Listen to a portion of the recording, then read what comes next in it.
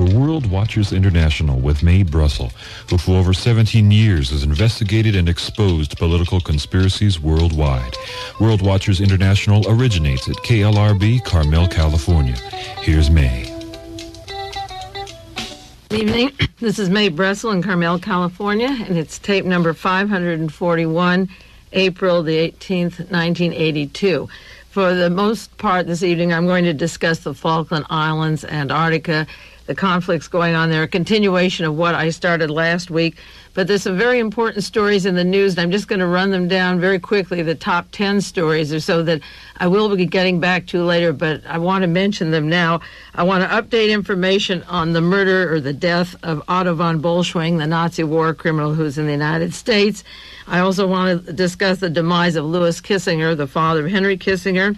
Also, I want to update the firing of the U.S. Attorney William Kennedy in San Diego. I did a program on that, and he was trying to expose a $30 million, not an $8 million car swindle involving the CIA and Mexican government officials, and he was fired by William French Smith and Ronald Reagan for doing that, trying to save our expenses of car insurance rates in California or in the United States. He was fired for opening up this scandal and trying to prosecute it. There's going to be a hearing on Sirhan's case this next week. He was charged with murdering Senator Robert Kennedy. The chief witness against him is a Lawrence Wilson who's been caught with the help of the California prison system of forging letters on his own behalf to get him out of prison in exchange for lying about Sirhan. So the master forger, Lawrence Wilson, will be the main witness against Sirhan, and that is a large political scandal that I want to go into detail about. Also, the Wall Street Journal, April the 1st, 1982, has a story, front page story on General Electric versus United Technology, a $54 to $650 million contract that may give more inkling into the reason that Ronald Reagan was shot last March and the motives behind General Electric versus United Technology in making the motors and engines for the space stations. It's a very expensive war, and when you get to $650 million, a old-time B-actor is certainly expendable. Mr. Hinckley, John Hinckley, has a trial coming up in the next week or two. This week he's claiming he was aiming for the car, not for the persons that he hit.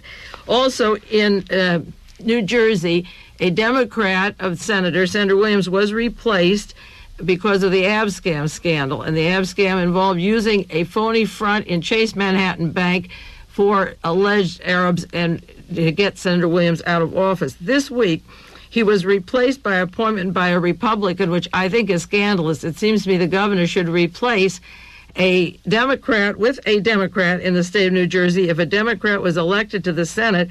And furthermore, the gentleman who's been selected to replace Senator Williams is a schoolmate of George Bush's from Yale, a multi-millionaire, which doesn't really matter, 50 million or so, or 100 million in his bank deposit. But he's a trustee of Rockefeller University and works directly with Chase Manhattan, the Rockefellers, and it was the Chase Manhattan Bank that got Williams out. So there's a definite conflict of interest, and there's an appointment of a Republican for a Democrat, so the Senate gets stacked with a hand-picked person via the conduit of the old CIA front, Chase Manhattan. James Buderas, who was one of the 12 or more victims that was hurt by the Abscam, business-wise, to the tune of many dollars. He's suing Chase Manhattan for $30 million. Was at my house last week, and I'll do more on the Abscam and update the scandal. And we had a nice visit, and we've been talking. But the replacement of a person from the Rockefeller Institute, the foundation there, when Chase was used to get the senator out and then putting in a Republican is outrageous, and I think we should be writing to Congress and asking how is it that a Democrat isn't replaced with a Democrat. I want to update the arrest of Andrew Topping in New York City this week. I wrote about him in The Realist in 1973. He was rearrested. He belongs to the CIA and was supposed to kill Richard Nixon, but it was stopped in 1973 because the money would go back to the same people that wanted to kill Nixon in San Diego, the Bernard Barker banks. He said he worked for the CIA. He's been rearrested now in New York City, and I want to talk about that.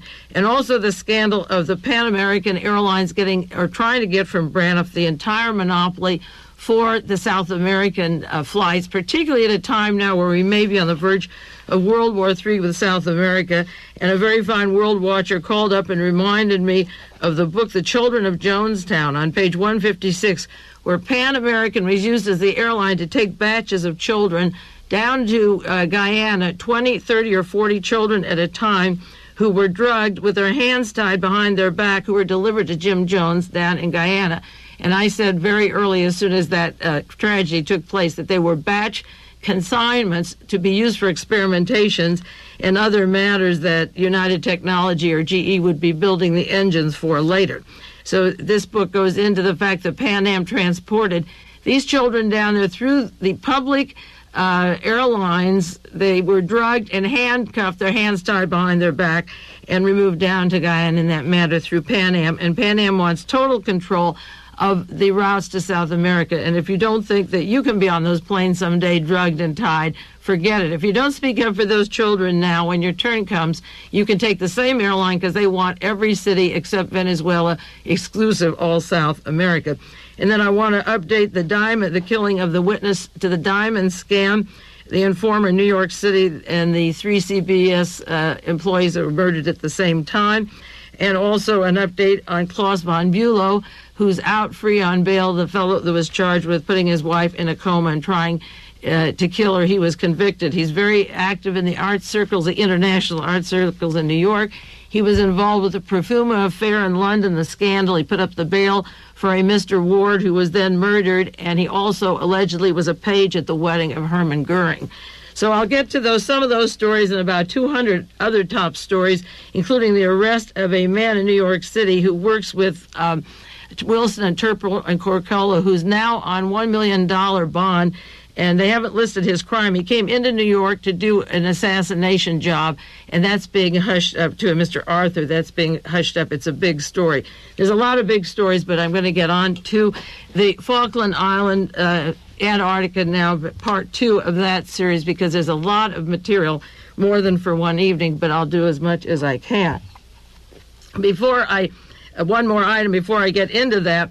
I purposely, last week, referred to a book by Ladislas Farago and an operation called Operation Canned Meat that was excuse of starting World War II in 1939, that Hitler used agent provocateurs, because when we get into war, it's going to become from one of the flimsiest excuses, and you won't really know that it's been building up for 20 or 30, 40 years, identical to the way World War II started. And that same Sunday, just last Sunday, Easter Sunday, is when the mosque was blown up and the Israelis were put to shame, and the headlines were reading, new riots erupt in the wave of mosque shootings. Mosque gunman kills 2 at the Muslim site in Israel. Muslims stage global strike this week over the raid. Jewish gunman storms the mosque. Tension grows. Saudi rulers urge protest against the mosque attack. And all week the headlines were the strife and the trouble over in Israel over the attack on Easter Sunday at the holy place of the mosque. Well, who was that Allan Goodman who did the shooting? He's an agent provocateur put there by the United States intelligence, exactly as the Germans did, dressing Germans as Poles to make a provocation for the Second War in 1939. Allan Goodman, the first story said he was 30, and then later they said he was 38, which makes a difference. He's from Tenafly, New Jersey, and there are many tentacles to George Corcola and the entire assassination teams, the Alpha 66, the Omega 7, being trained out of New Jersey. He studied in Jerusalem for 6 years and was gone 2 of the 6. He was there 6 years. He apparently, in quotes, was in Israeli Army Reserve uniform. He was wearing the Israeli uniform, but they weren't sure if he was in the reserve, shooting the U.S.-made M16. They described him as a mentally ill man shouting, "Justice for national liberation." He came from Baltimore. He was over in Baltimore for a while, for a 2-year period or a little more, before he went back to Israel. And when he went back there, they didn't know where he was. From the time he was in Maryland, where he easily could be working with the CIA and the mind control programs there at Fort Derrick, he was in Baltimore, Maryland area, and then shows up in Israel to do Israelis the disfavor of shooting down a mosque as a provocateur to instigate more trouble over in the Middle East. The first TV coverage, or one of them, on ABC News, April the 12th, it was 7 p.m. our time, said he was linked to the CIA. There were 2 reports that this gunman was linked to the CIA, but that was only one radio broadcast. It didn't come out in any of the newspapers I had during the week. And then, of course, the Associated Press began to cover stories in the news media that made him sound like James Earl Bray or Sirhan or Arthur Bremer, Mark David Chapman, John Hinckley, and all these assassins. They described him, first of all, as a haunted life of a suspect. He comes from New Jersey, goes to Israel, back to Maryland, and back to Israel. They don't know where he is, the haunted life. First, they said he tried to learn Hebrew. He couldn't articulate it. He couldn't master it. He probably hated it and doesn't give a damn about Israel or anything else except to make Israel bad in the light of the world on Easter Sunday. The article said little is known about his background. You better believe there's little. They said he appeared to be haunted. In March of 1978, there was a massacre in Israel, so he left in 1978, and he returns in 1981. That's a nice, healthy span of 3 years. He stood out. According to the reports, he didn't have a single friend. Here's our loner, our Lee Harvey Oswald, our Bremer, Sirhan, and so forth. He stood out. He was lonely. He had bottled rage. He always was clenching his fists. He drifted from kibbutz to kibbutz. That was Sirhan, the wanderer, and all these people like Chapman drifting from continent to continent in Europe, and the various alleged assassins or the assassin front guys who are under total mind control, the provocateurs. Went to Maryland, as I say, in 78, came back in 81. His activities from March 78, March 81 till he shot down in March of 82 are unknown. They didn't have any record. And then he left the telltale diary. There's always the diary on his desk. In his room was literature of the Jewish Defense League and Meyer Kahane. He calls himself a rabbi. And in comes this man who's been a front for the intelligence operations, an agent provocateur of the Jewish Defense League, and he says that he would be glad to pay for the defense of this wonderful, courageous man. The Menachem Begin is going along with the story that the fellow's mentally sick. If the Mossad, the great Israeli intelligence, couldn't figure out where he was in Maryland or in New Jersey or where he was wandering from kibbutz to kibbutz, they're just handing him a gun. Begin consistently is the Nazi that I think he is, and they allow these things to happen. They know the pattern, and they work with the assassination teams throughout the whole Middle East and in South Africa, and Taiwan, and Argentina. And I never did trust Begin, and again, in this case, he will pass this thing off and not apologize for being a victim, or Israel being a victim of a provocateur from the United States, but go along and just say, well, the fellow has a little mental problem, a little toothache that day. So that's the way the war starts. Senator Goldwater was on 60 Minutes tonight, and he was saying, just right open, the World War III would start in the Middle East. It looks like it'll start in Antarctica, but some way with a push and shove, it will start in the Middle East because the scriptures have been quoted over and over and singled out by Christian fundamentalists and other organizations that the Armageddon, the end of the world, the strife will begin. Started over there maybe by Begin. I doubt he's Jewish. Kissinger, I doubt he's Jewish. The combine to blame the Jews for World War III and capture that little enclave of a few Jews around a lot of nasty spies and provocateurs. So it's perfectly natural that this guy goes over there, is able to wear the Israeli uniform and so forth, and create a situation which certainly the Jews don't need in any shape or form. And if they had any intelligence at all, they'd check out this Goodman and demand what the links are to the CIA that sets up a situation, because the CIA doesn't get the headlines, is the Israeli government, the Israeli people get it, and they're the ones to suffer. Now, last week on this program, I talked about the confrontation down at the Falkland Islands. I referred to books on the UFO, the Nazi secret weapons, the activity down there, and the lining up of Alexander Haig, in particular, where his loyalties are and where they're not, and the role of the United States down in the Falklands. And I claim that the real story has less to do with the Falklands than it has to do with Antarctica. And if you don't have that broadcast, you can get the tape of 540 just last week.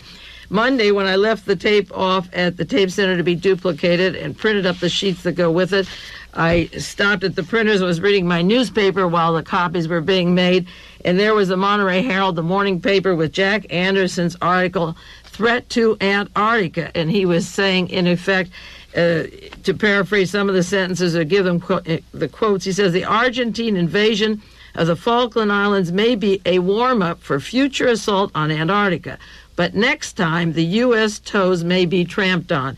And he goes on to secret CIA documents that point to conditions for the aggression down there, and he leaves some of the important ones out, but he lists a few. And the CIA papers about the oil, the Argentine desire to have bases down there and to take the Falklands, and the controversy with the British and the CIA and the Argentine destroyers at one time sought to halt the British research vessels, but they didn't succeed, and Britain held on to the Falklands for a long time, and I'll go into a little history of that. He says there have been similar tensions over the Antarctic. The CIA has documents calling overlapping claims of the United Kingdom, Argentina, and Chile on the Antarctic Peninsula.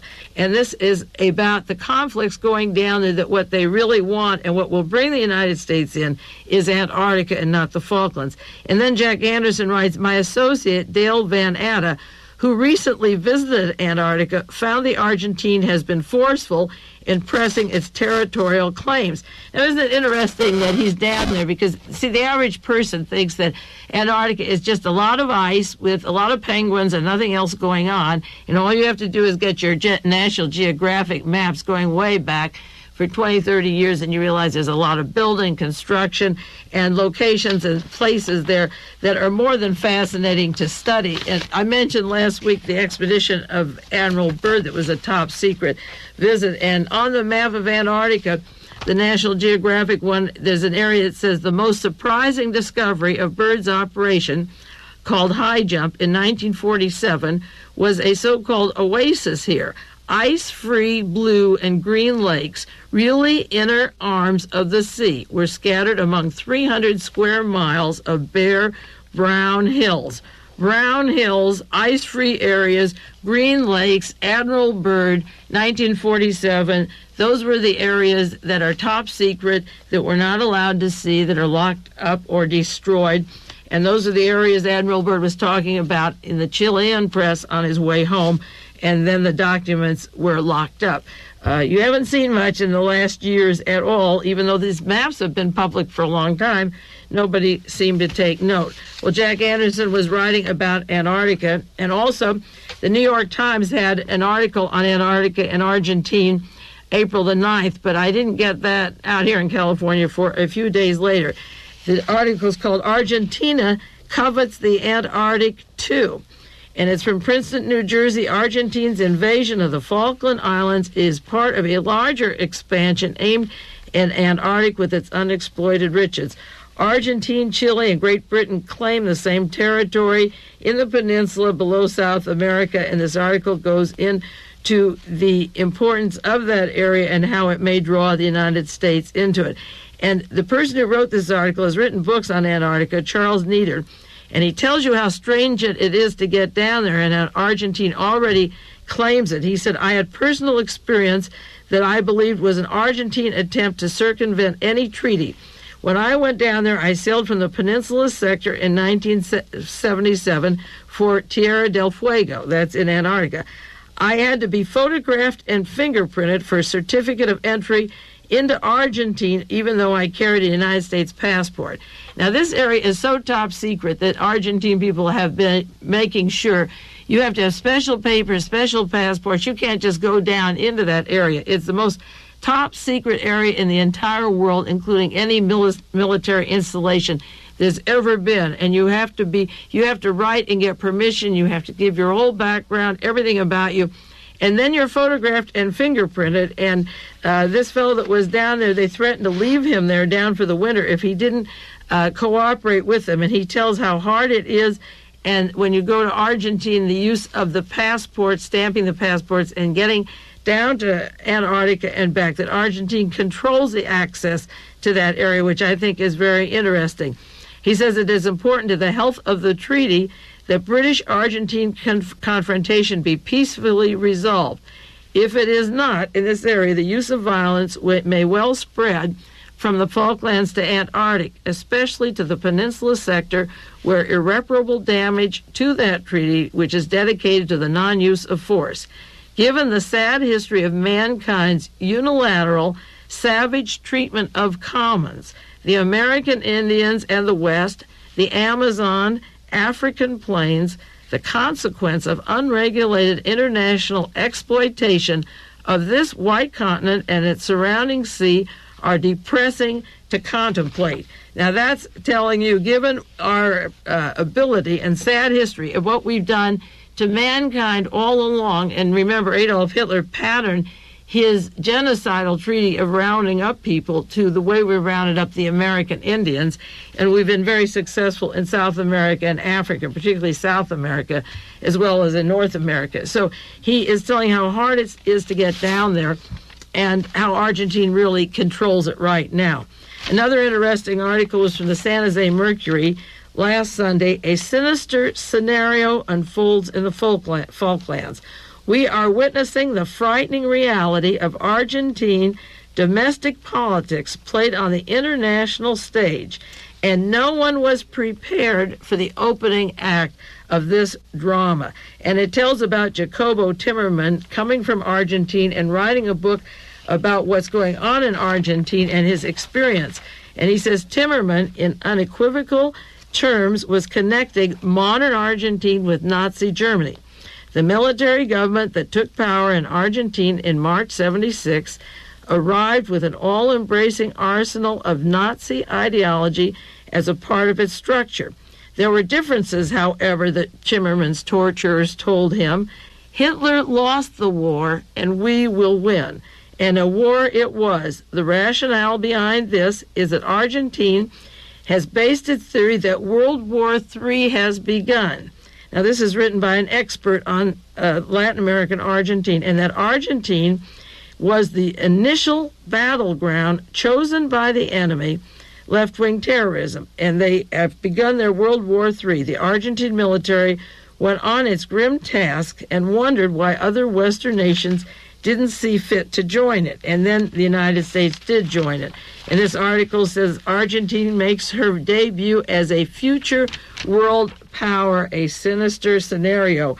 And it goes into the government down there and their intent to finish now what wasn't finished in 1945, in May the 7th, 1945, when the treaty was signed. Now, last week I was talking about space stations down there and activity down in that area that has not been in the public eye very much yet, but it will. And I want to read just a couple of pages from a book called Messengers of Deception by Jacques Vallée. Vallée wrote this book in 1979 about spaceships. And Vallée is somebody who, incidentally, was written up in the San Francisco Chronicle just this week, April the 12th, last Monday. He has a corporation called Infomedia Corporation making computers. And in case you think he's a fluke, and he is not, he just made Infomedia computers for 30 companies, including Bechtel Corporation, Phillips Petroleum, City Services, National Aeronautic and Space, that's NASA. And he gives an example how Bechtel has walking computers. Bechtel uses his notepad computer to keep track of a 1.5 billion gold and copper mining project in New Guinea. In fact, the porters working there carry these computers terminals on their heads to the project sites at Mount Fulaban in New Guinea. This notepad computer keeps track of supplies, ships, weather, information, progress. You have instant contact with 26 to 30 people. Jacques Vallée got a $400,000 grant and made these computers that 30 major corporations are using. So that he's from the Sorbonne. He's a computer scientist. He's also a space researcher. So that's the background on the man whose book I'm going to quote now. It doesn't come out of paperbacks on UFOs, is Jacques Vallée working for these corporations. He wrote in 1979, "Let me summarize my conclusions about the UFOs," he says in the introduction, beginning of his book. The UFOs are real. They are an application of psychotronic technology. They are physical devices used to affect human consciousness. And the reason I'm reading this, for those of you that didn't hear the program last week, is that there is a lot of literature and a lot of hard evidence that the UFOs are man-made, and they're made down in Antarctica by the Nazis as weapons out of Argentina and into Antarctica, and with the United States technology also, in collusion with the United States Air Force and NASA and Nazi scientists. And that's why this area is so important. He says they may not be from outer space. They may, in fact, be terrestrial-based manipulating devices. Their purpose may be to achieve social changes on the planet.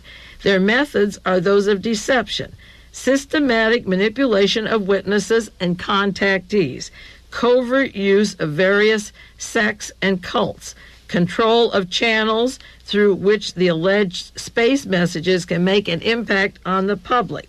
He says the UFO researchers must realize that this involves, he says, politics.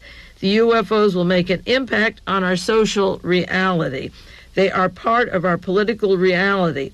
They will show, his book, he says, will show the brutal consequences of the models, the way the UFOs are used, the apprehension that will give people, leading to the mutilation of animals that are taking place throughout the western states, are part of this psychological manipulation. He said, a friend who read this book in manuscript told me not to publish it. That's not what America wants to hear, he said. America wants the UFO to fly down from heaven like the Close Encounters of the Third Kind, filled with new hopes for mankind. America wants a shiny spacecraft to replace the deflated balloon of its religious values. If UFOs are connected with unexplained mutilation of cattle and with behavior modification on a grand scale, America doesn't want to know about it. Now, he goes into what in England began as the Martian conspiracy. Incidentally, the arrival of the Martians was a sensational success, the Orson Welles show in New Jersey in 1938, the story of the Martians. So the British intelligence used the title of the Martians, and he said in his book it was used by British intelligence during World War II. It had nothing to do with the Red Planet. It's a spy industry created to keep the Allied command informed on the moves and intentions of the Wehrmacht, of the German government. And it goes into the lies that the intelligence system needs, and the subterfuge and the magic to keep people off their guard. And ICS in London was set up by Winston Churchill. It was called the controlling system, the ICS, and it was weaponry by special means of disinformation. And the work of the Martians was to manipulate people, friends and foe alike, and keep them off their guard. Now, the London Control Section, LCS, set up by Winston Churchill to use special means, was run by a Colonel John Bevan. They had members, a Major Morley, Derek Morley, a financier and shipping magnate, a Major Noel Gordon Clark. They used a Professor Neville from another well-known person in British society, and they had links to various people in espionage that went into the Middle East. Colonel Sir Ronald Wingate. Wingate was the son of Wingate Pasha of the Sudan, a cousin of Lawrence Arabia, who was also in British intelligence in the Middle East. Leading businessmen, shipping magnates, millionaire industrialists, large spies were used in the LCS, the London Control System of Winston Churchill, and they used the number XX double cross. But what they were going to do is manufacture and deliver intelligence that was confusing to people. And the beginning of this spy system during World War II then was transferred over to the disinformation department of the UFOs and the flying saucers, while the Nazis continued to build those weapons down in Argentina or in South America. If they are man-made, that's where they're coming from. Jacques Vallée had 6 consequences, social consequences, of this kind of disinformation operation, and I'll just read one of these to you, or two. He said the belief in UFO would widen the gap between public and scientific institutions. Someday our society will pay the price for the lack of scientific attention given to the UFO phenomena that we should have had, that the scientific will fight the other person who wants it to be spiritual and break them in two, where they should have applied the scientific principles and studied it right away. And then he says another motive is the irrational motivations of people based on faith are spreading hand in hand. As things go bad, we want to believe in something. It has no scientific basis that it's coming from another planet or another place, and we'll hold on to it, and it will split us apart on what we believe in. I know this is true because I'll do a lot of research on one subject, such as the Kennedy assassination, and then other researchers will say, well, stick to Kennedy and don't get to UFOs because they're impossible and that's off the wall. And it divides you from studying them simultaneously with each other and then coming to the same conclusions or differing based on actual evidence. And that is one of the purposes, to divide opinion and break people up while the activity was going on. I'll take a 1-minute break and get back to the Falklands and the Argentine crisis. Concludes the first half of World Watchers International with Mae Brussell. We will return with the second half after a brief pause. In just about every country.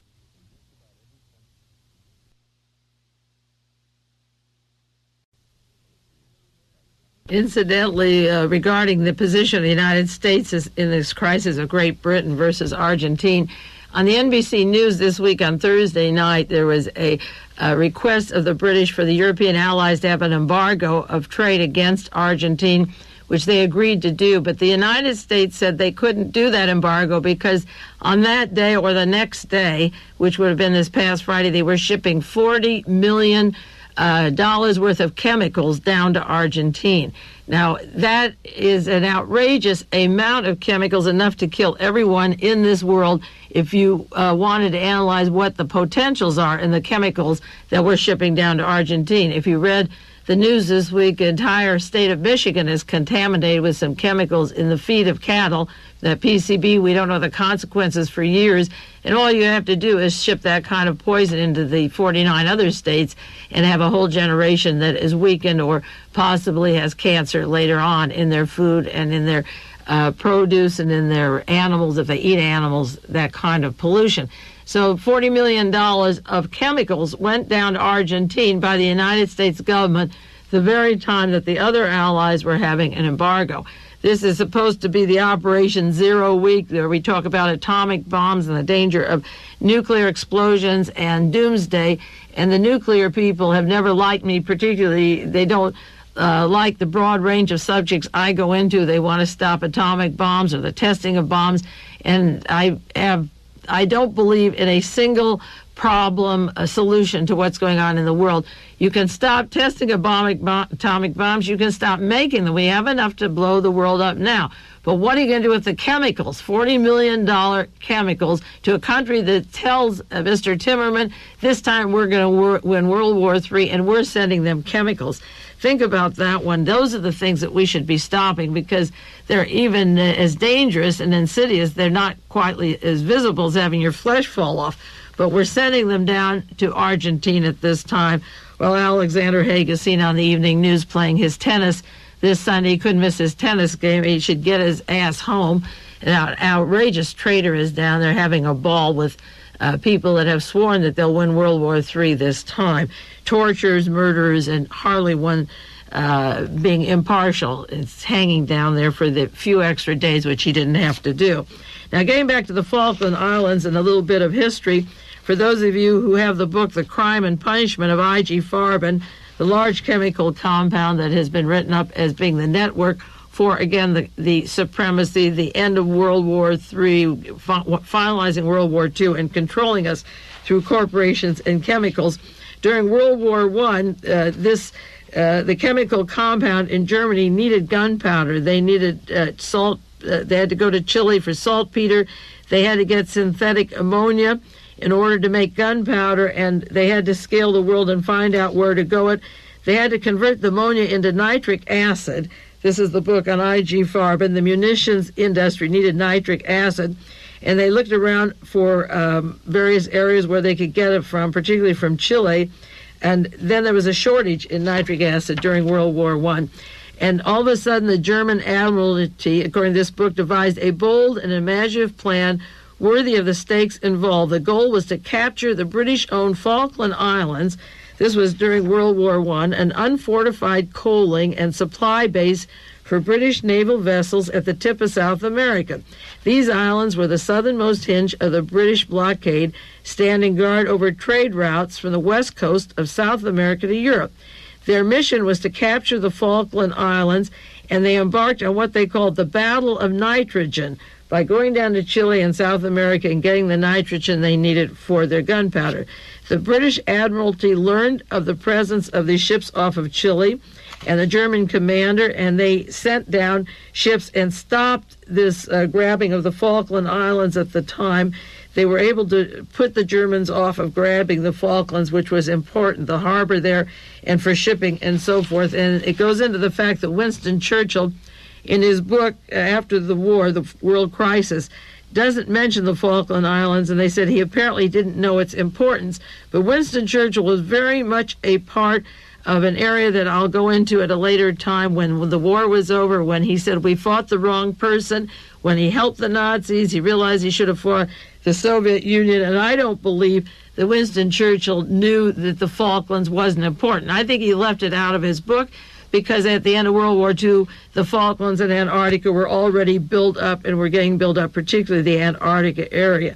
So that the Germans had to turn back, and the German dye stuff industry had to go other places. They were looking for bromine, chlorine, and so forth down in that area. But Falkland was important there for the war materials in World War I, so you know that it's important right now, and it's been an area that we haven't been taught about in our schools in geography, but other people have watched it very carefully.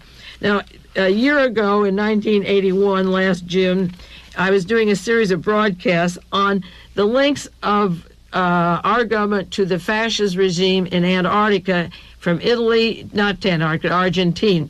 And I did several programs on the P2 scandal, the Italian politics, the links of our State Department, Ronald Reagan, Alexander Haig, to Argentina, to the Nazis down there. And I cited the February 1981 attempt to kill the King and Queen of Spain, and to put the links of Nazis to Argentina, those connections I had on that particular broadcast, June 7th, 1981.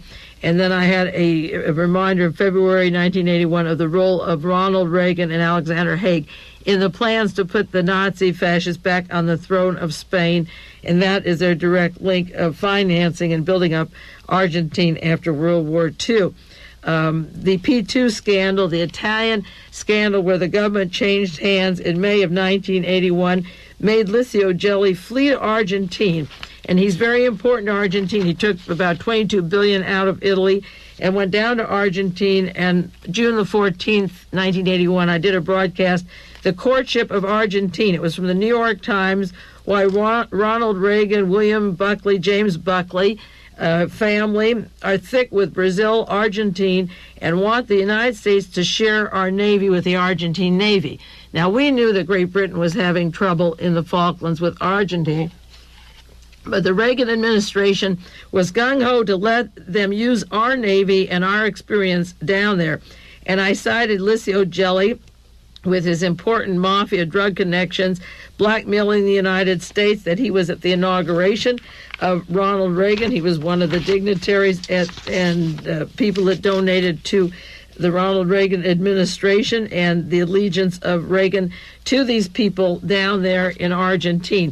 There's been a strong tie of the entire administration to that group down there, and there's no way that they can stay disinterested. They've been loyal to that gang from Italy, the fascism, to Spain, to Argentina all along. And I cited the role that Frank Sinatra had in a large contract where they fell to build a multi-million-dollar investment in New York City, a Harry Helmsley, and the money comes out of the Marcy Group of Argentina, a $1 billion investment with a $100 million studio in the west side of New York City, Sinatra being the key man. Sinatra, working with the Argentine junta, was at Ronald Reagan's inauguration and now gets to use the front porch to share the White House. He said last time when he was there with the former president of Italy was there last week, he didn't want to use the back door that's for dignitaries anymore. Sinatra uses the front door. Licia Gelli, dual citizenship between Argentina and Italy, was at Reagan's inauguration. Richard Allan has close ties to Licia Gelli along with Alexander Haig and the NATO operations, and Michael Sindona, who also donated to the Ronald Reagan, Richard Nixon Republican Party. There's an intense loyalty between this group and the Argentine fascism, and I don't think that England really stands a chance. I think they'll be betrayed if they can. And as I say, the symbol of Jeane Kirkpatrick of the UN having dinner at the Argentine embassy with Walter Stessel, the deputy of the State Department under Alexander Haig, the night that they went into Falklands and took over, is symbolic of what the United States is going to do and intends to do visually and in every other way. There was an article this week in the paper, U.S. reportedly giving both sides intelligence. Can you imagine such a thing? The United States is providing intelligence to both Argentina and Britain. There's been passing off of information to both sides, and it goes into the fact that the United States is providing through our satellites to Great Britain what is going on, and at the same time, the officials confirmed the sharing of U.S. intelligence with Argentina, some information gathered by reconnaissance satellites.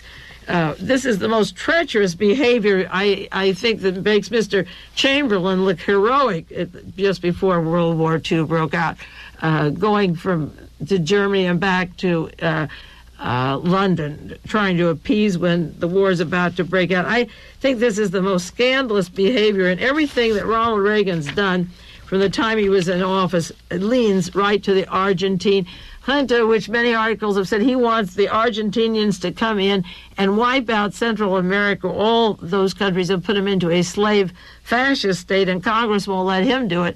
So he's depending upon the Argentine soldiers to wipe out Central America and have a total fascism through South and Central America. And meanwhile, they can deposit back in some form the $40 million worth of chemicals that we shipped out from United States this week. Betty Beal, the Society column in the Monterey Herald, she's also in the Washington Post. Ladies' luncheon feat, rich Argentine lady. And this is just this past week. The day Argentina invaded the Falkland Islands, the richest woman in Argentina, if not all Latin America, was the guest of a small luncheon given by Assistant Secretary of State Tom Ender's wife, Gaetana, Gaetana. And you may have seen Mr. Enders on the television during the time of the El Salvador crisis, which isn't over, and giving his opinion on what was going on down there. I'll have to get out the articles on Enders to just refresh my memory about how bad he was at the time. Now, Gaetana Enders is an Italian-born woman, and as I say, the P2 scandal with Licia Gelli, the dual citizenship between Italy and Argentina, is very interesting. And when that story first broke in 1981, the newspaper said that international operation of fascism, the real hard fascism of Licia Gelli, to put a police state in Spain and Italy simultaneously last year, it was conducted and directed from the United States. Well, the day that the Falklands was invaded, that same evening, Walter Stessel and Jeane Kirkpatrick were at the Argentine embassy, the dinner in New York City with the Argentinians, UN people. In Washington, D.C., was a luncheon, and I don't think this happened to be a coincidence. This woman, Amalia, better known as Amalita, Fortabat, Fortabat, is an industrialist from Buenos Aires. She just bought last year a $6.4 million Turner painting in London for her home in Argentina, $6.4 million that William French Smith, he said he tried to buy for the Huntington Art Gallery. And she's entertained in Washington by Mrs. Enders. She's the biggest cement factory owner in Argentina. Her husband died a few years ago. So Mrs. Enders and her friend from Argentina are having a luncheon with other wives of Washington, D.C., and it's very hard not to see the richest woman of Argentina, who is buying this art from London and elsewhere around the world, wine and dine in Washington. the day that the Falklands is invaded. An article this last week in the San Jose Mercury, and I brought in a lot of articles to share, the U.S. may be the biggest loser in the Falkland, by Anthony Lewis. And it brings out the point. On Friday evening, April the 2nd, the Argentine embassy in Washington, it was in Washington, not in New York, arranged a dinner in honor of Jeane Kirkpatrick, and Deputy Secretary of State Walter J. Stessel was sitting there with her the day that the Falklands was invaded. He said from almost the day he took office, Ronald Reagan has fawned on the military tyrants who rule Argentina. And it says, in February 81, a new American delegation to the UN Commission on Human Rights tried to soften the work on the disappearances of people. That's the outright murder of 20, 30, 40,000 people. They prepared a speech saying, we recognize in Argentina one of the world's advanced civilizations, a religious culture. This is a quotation from our great president. In March, General Robert Viola, then Argentina's president-designate, came to Washington, D.C. and got a warm welcome. And later, Mrs. Kirkpatrick went to Buenos Aires, where she said the United States was going to improve military relationships with Argentina.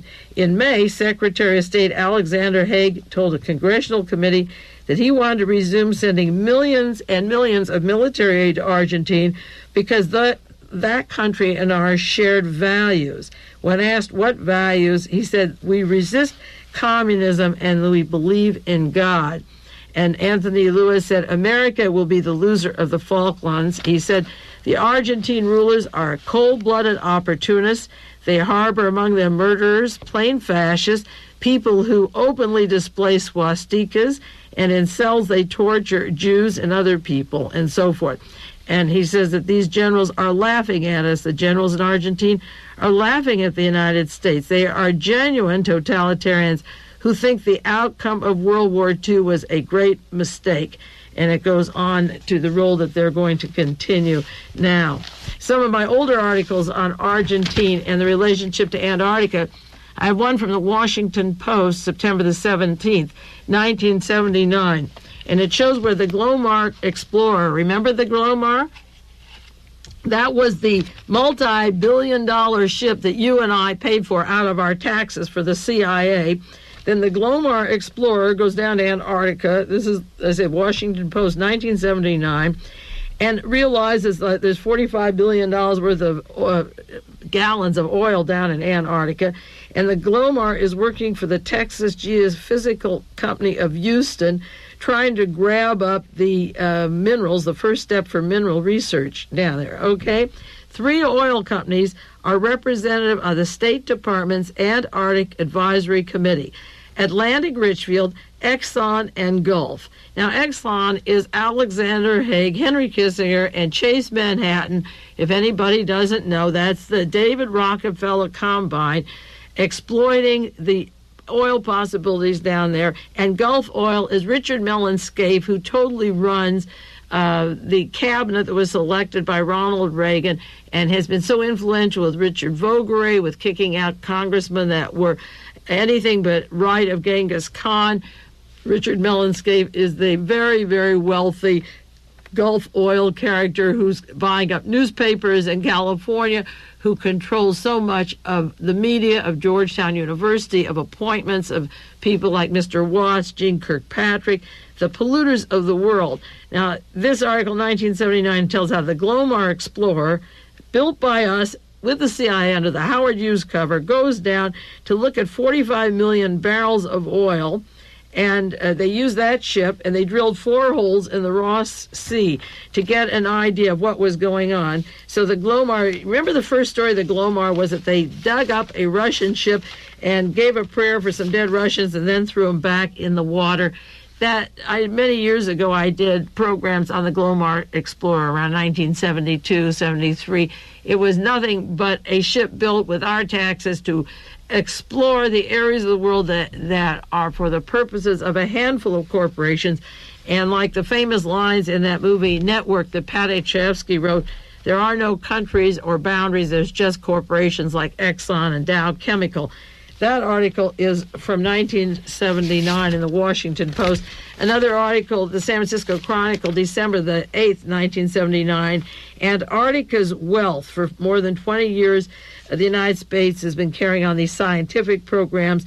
In this article goes into the geophysical exploration of the Glomar Explorer again and the huge hunk of oil, $55 million. The United States is paying a year in Antarctica on these programs. $55 million a year you've been sending down to Antarctica. I told you last week how much money has been flowing down there constantly, but did you realize $55 million a year has been going down in that area? And we're supposed to believe that this little Falkland confrontation and the lineup of this cast of characters, the real bastards of the world, has to do with 1,200 people and sheep on a windy island.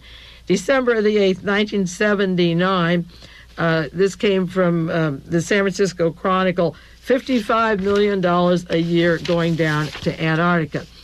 Another story I have, some going back to 1979, 1980. The United States assures a role in the future of Antarctica, and this tells about, at the present time, there were 800 people living down in Antarctica. This is in 1979 that they admitted. 255 Soviets, 154 Argentinians, 114 Americans, and 2,400 summer residents living down in Antarctica. And as I said before, if you look at the maps, there's warm water bases, brown hills, and a lot of things that you may not have even dreamt that were going on, but have been written up in the literature if you want to see it. Another article in the New York Times this past a week, it was in July. Argentina and Soviet are no longer just business partners. Now, this has to do with the Soviet Union being angry at us at always talking about their human rights and trying to get into what they do in their jails, and the Soviet Union lining up with Argentina and telling us to butt off about human rights, that they're going to trade wheat, they're going to trade meat, the Soviet Union will send them weapons, that they're both sick and tired of our holier-than-thou attitude. This article is by Edward Schumacher. It said the Soviet market is Argentina's principal outlet for the export of grain and beef, and the Russians are sending hydroelectric and nuclear energy programs. The two countries often ally with each other in international organizations, and they perceive the United States as interfering in their human rights policies, and they don't like it. The growing Soviet-Argentine ties seem startling. Argentina is headed by a junta with bloody suppression of the left, and it goes into the philosophy of not allowing Marxist papers and newspapers or movies, but at an economic level, they're trading and getting along fine. And in 1980, the New York Times had an article, the 7th Soviet base is established in Antarctica. That's March 24th, 1980. Another one in 1979, New York Times, algae are found thriving under the lake ice in Antarctica. And one in May 1980, Los Angeles Times, the scramble is on for the Antarctic reserves. Now, there's a little irony in the Antarctic story that I may wind up with. I have one or two more things I might have time for. The base for this operation, the United States base for a lot of this, is down at the Ascension Islands. The Ascension Island has been a place for the Americans for the space program. It's a base for our satellite tracking station. It's the site of major communications relay installations. There's an article about the Ascensions, April the 10th, last week, 1982, New York Times. Americans live there, several hundred. They operate an Air Force base that was built in 1942, which Britain is using. They're bringing in their C-130s and they're stocking up, and that's the base from which they'll fuel and land and use our base at Ascension Island that has been very important for our security down in that area.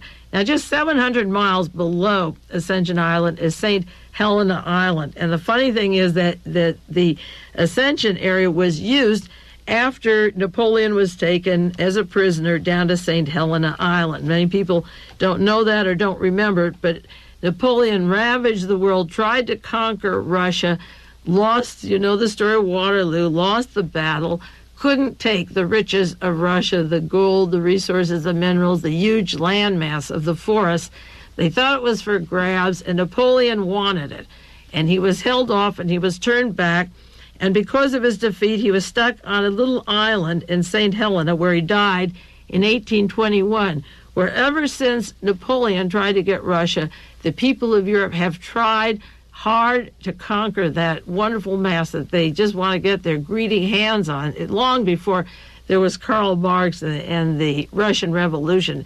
It has to do with mineral and oils and forests and access to this huge land mass. It has more to do with that. So here we are, almost with the same people trying to accomplish what Napoleon couldn't do. He lost and was stuck on this little island till he died. And just 700 miles from there is the United States trying again to fight the Soviet Union because Napoleon couldn't take Russia. The United States and the Germans and the British, so forth, thought they could take it. And they built up this machinery. They built up the war machine for Adolf Hitler. The Wall Street built him up. The American industrial giants, the British, and so forth, built him up so that he would conquer Russia, and then they would all divide the spoils, okay? But it didn't work out that way. Then when the war was over, Churchill said, we fought the wrong people, so they shipped arms and loans. My goodness, the British own like $30 billion Argentina owes Britain. They give them the money, and Argentina gets all the weapons and buys the chemicals and then says we don't have money to pay the debts. What if the 500 banks that loaned billions of dollars to Poland and got nothing for it gave the money to Poland, and then the Polish sent it down to Argentina to get ready for World War III again? What if all that money just went directly down to the area where we're going to see a lot of dust and fire? And if we don't see it this week or next week, it has to build up, because that is the way the score has been written. It's been written in many history books. It's there for you to see. So the Ascension Islands is where the British will use if they get to the push and shove. The Americans are down there preserving their base and station, and they're only 700 miles from where Napoleon died, and we're willing to die, and the British are willing to die, and the Argentine are willing to die for the same reasons all over again. You see the newsreel, Margaret Thatcher, they're waving her on, let's go to war. You see the newsreels of Argentina, let's go to war. They're all willing to go again for the same reason, and it just seems so silly. But they want that Russia, and they have to have it. Now, there was an article by Mary McGrory, Reagan's response in Argentina must have scalded Margaret Thatcher. And she brings out the point that Ronald Reagan said in the Oval Office press conference, we are friends of both sides, when asked about the aggression, and he repeated friends of both sides. And she brings out how Margaret Thatcher and the British were along with us at the hostage crisis, how they defended Reagan from the sniping when he was criticized with the other NATO allies, and they supported his economic policies and his nuclear strategy. And then she says he comes in and he says, I'm on the side of being neutral. She says he's supporting a fascist tin horn junta that's engaged in flagrant aggression, and how can he be friends of both sides? Argentina's aggression, she writes, is outrageous. And then he goes off to the Barbados to get support for his Caribbean basin and more politics, and the hope to use Argentina for the bloodbath down there. Now, this situation of Alexander Haig lining up with these people, Margaret Thatcher said this week she trusts Haig more than Reagan, but that means you maybe trust Himmler more than Hitler. It's a matter of degree who you trust and who your friends are.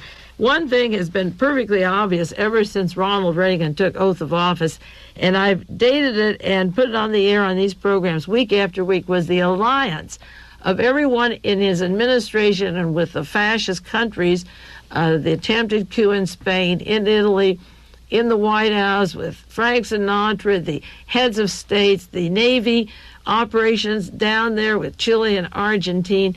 We have encouraged them. We are secretly supporting them. We are hiding the real purposes, and our major oil companies have already explored what they want down there. And I noticed that they're not British oil companies down there. You see, they're Exxon, Richfield, and Gulf. I don't even see Queen Juliana's Shell down there, although I'm sure they'd get a piece of the action. I really believe, as some article said last week, that the United States is ready to go it along and write off their allies. And I think this has been the intention for a long, long time, that they don't need Europe. They can even chemically get rid of them. And that, I think, is the biggest danger. I've always said that the chemical war, the spread of chemicals in food, in fertilizer, in the air, in the water, in the waterways, rivers, they could wipe us out because they have the means and technology. And if we're shipping them $40 million worth of chemicals last week, who shipped it? What was it? Who gave the permission? Those are the traitors. Those are the people that are selling this country out, and they should be charged as being traitors. There's so many shenanigans going on, as I say, such as appointing a Republican senator to replace a Democratic senator, a member of the Rockefeller Foundation, when Rockefeller and Chase Manhattan got Senator Williams out. There's so much collusion and chicanery, but the world picture down there is very important. And if you look back over articles and maps over the last 20 years, it's all there. The script is there, but nobody wanted to see it. It's like Jacques Vallée says when he talks about the UFOs being man-made. He says, this isn't what American people want to see and hear. He was told they want to have some dream or fantasy about the way the world is. And the way the world is described in book after book of contracts, deals, explorations, maps. It's all there if you want to see it. And now they're coming to the push and shove. So it'll be interesting to see in the next weeks the next act of this stage play. In the meantime, you take care, and we'll do our homework, and I'll be back with you, I hope, next week. It's Mae Brussell, Carmel, California. This has been World Watchers International with noted conspiracy investigator Mae Brussell. This program originates from Carmel, California. KLRB, Carmel by the Sea.